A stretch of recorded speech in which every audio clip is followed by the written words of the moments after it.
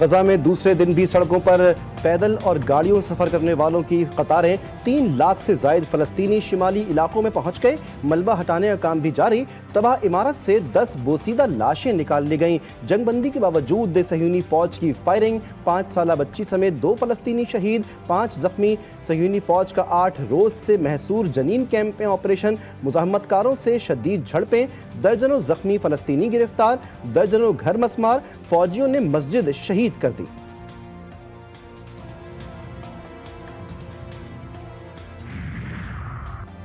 ईरानी supreme leader Ayatollah खामेनाई ने कहा है कि छोटे से गजा ने दांतों तक मुसल्लह और अमरीकी हिमायत के बावजूद इसराइल को घुटने टेकने पर मजबूर कर दिया। ईरानी वज़ीर ख़ारिजा अब्बास इराक़ची ने फ़लस्तीनियों के बजाय इसराइलियों को बेदखल करने की तजवीज़ दे दी। कहा कि अमरीका इसराइलियों को ग्रीनलैंड में बसा दे, इस तरह वो एक तीर से 2 शिकार कर लेगा।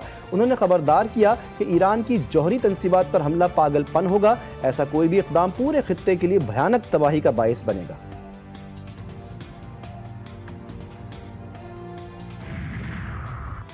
जनूबी कोरिया के शहर बोसान में टेक ऑफ के दौरान मुसाफिर तैयारे में आग लग गई। तैयारे में हमले के 7 अरकान समेत 176 मुसाफिर सवार थे।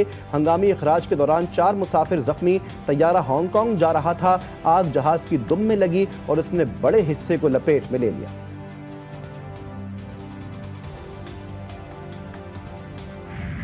कोई आपका चीफ मिनिस्टर साहब से शिकायत है, मुझसे कर ले। कहीं और जाना और चुगली करना की कोई जरूरत नहीं है। हम आपके पार्टनर्स बनना चाहते हैं। हम चाहते हैं कि आप सिंध हुकूमत को अपने मुखालिफ नहीं, अपना साथी समझे, पीपल्स पार्टी को ओन करें। हम चले दूध से तुले हुए नहीं हैं, लेकिन अच्छे हैं भाई। मैंने लंबा इनिंग खेलना है। हम आपको मायूस नहीं करेंगे। किसी से कोई शिकायत है तो मुझे बताएं, कहीं और जाकर चुगली करने की जरूरत नहीं। मुल्क की तरक्की में कराची की ताजिर बिरादरी का अहम किरदार है। ताजिर बिरादरी के साथ मिलकर मसाइल का हल निकालेंगे। चेयरमैन बिलावल भुट्टो का कराची में ताजिरों और सनतकारों से खिताब। कहा कि ताजिर बिरादरी के मसाइल को हम सब जानते हैं। आज कराची में भत्ता नहीं मांगा जा रहा, धमकियां नहीं मिल रही, मजदूरों को हड़तालों और जलसों में शरीक करना बंद हो चुका। विफाक को निशाना बनाते हुए बोले, ये कैसी हुकूमत है जो आइन को नहीं मानती। इस्लामाबाद में फैसले लिए जाते हैं, टैरिफ सेट किए जाते हैं।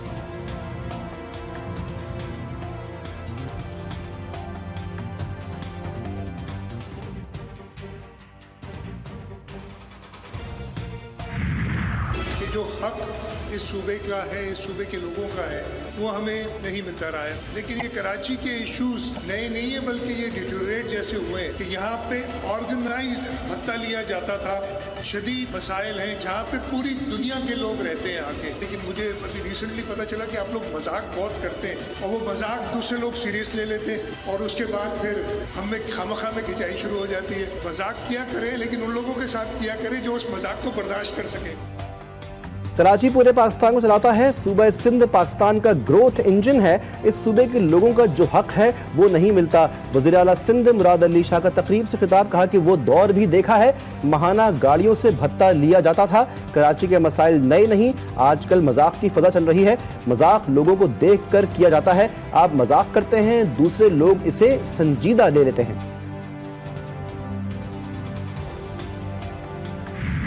मुज़ाकराती कमेटी अभी इसी तरह रहेगी। शायद मैं तो उम्मीद रखूंगा कि शायद दोनों तरफ से ताली बज जाए, दोनों हाथों से ताली बजे। मैं इसको तो अभी बरकरार रखेंगे, कोई डिसॉल्व नहीं हम कर। हुकूमत राह तकती रह गई, ऑपोजिशन हरी झंडी दिखा गई। पीटीआई के अदम शिरकत पर मुज़ाकराती कमेटी का इजलास खत्म, कमेटी बरकरार रखने का ऐलान। इजलास में 45 मिनट तक ऑपोजिशन कमेटी का इंतजार किया गया। अयाज सादिक ने कहा कि ऑपोजिशन की गैर मौजूदगी की वजह से मुज़ाकरात नहीं चल सके। मेरे दरवाजे खुले हैं, तवक्को रखता हूँ, मुज़ाकरात जारी रखे जाएंगे। इसाक डार ने कहा कि अगर हम इजलास में आए हैं तो कुछ न कुछ लेकर आए होंगे। हमने पीटीआई के मुतालिबात का जवाब तैयार किया हुआ है, मुज़ाकरात के अलावा कोई रास्ता नहीं।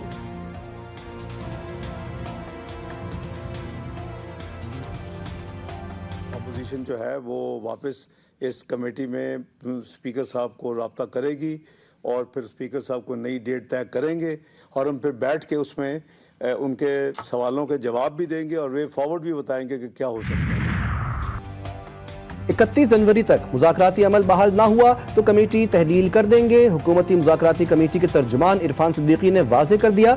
मीडिया से गुफ्तगू में बोले, हमने अपोजिशन का बहुत इंतजार किया, स्पीकर साहब के कमरे में हम भी उनका 45 मिनट इंतजार किया। आज PTI ने मुज़ाकराती अमल को ख़त्म कर दिया है। तय हुआ था कि हम तैयार जवाब की तफसीलात जारी नहीं करेंगे। तहरीक इंसाफ की डेडलाइन 31 जनवरी है, जो अभी बाकी है।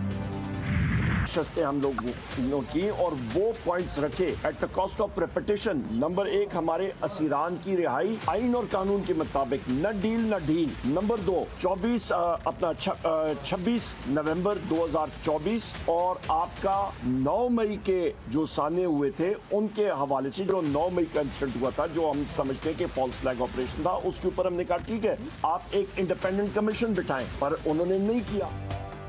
तहरीक इंसाफ की मौलाना फजलुर रहमान से मुलाकात। PTI वफ्द में तहरीक तहफ़्फ़ुज़ आइन के कायदीन भी शामिल।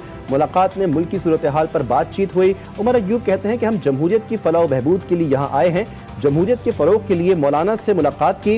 हुकूमत से 9 मई और 26 नवंबर पर जुडिशल कमीशन ना बनाने पर मुज़ाकरात ख़त्म किए।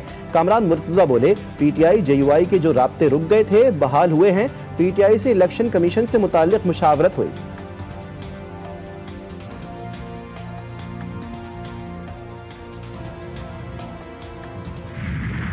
जस्टिस मंसूर अली शाह और जस्टिस अकील अब्बासी का फैसला गैर मौसर करार। सुप्रीम कोर्ट ने जस्टिस मंसूर अली शाह के अहकामात खत्म कर दिए। आईनी बेंच का नजरअब्बास तौहीन अदालत केस का रिकॉर्ड कस्टम ड्यूटी केस के साथ मुंसलिक करने का हुक्म। 13 जनवरी और 16 जनवरी का ऑर्डर वापस। ऐसा नहीं है कि सिर्फ चंद लोगों को ही अदलिया की फिक्र है। गैर कानूनी तरीके से काम ना करें, ढंग से काम करें। यह नया सिस्टम है, किसी को पसंद नहीं तो वो एक अलग बात है। जस्टिस जमाल मंदोखेल के रिमार्क्स।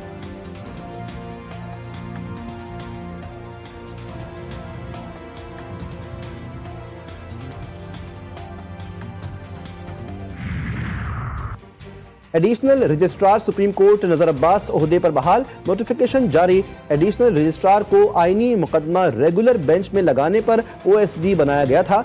अलामी के मुताबिक नजर अब्बास संगीन गलती के मुर्तकिब हुए। उन्होंने इंट्रा कोर्ट अपील दायर की और मौक़िफ़ इख्तियार किया कि उन्हें कुर्बानी का बकरा बनाया गया। बेंचिस इख्तियारात का मुकदमा 13 जनवरी को 27 जनवरी तक मुलतवी किया गया था। Pakistan Bill 2025 as reported by Standing Committee be taken into consideration at once.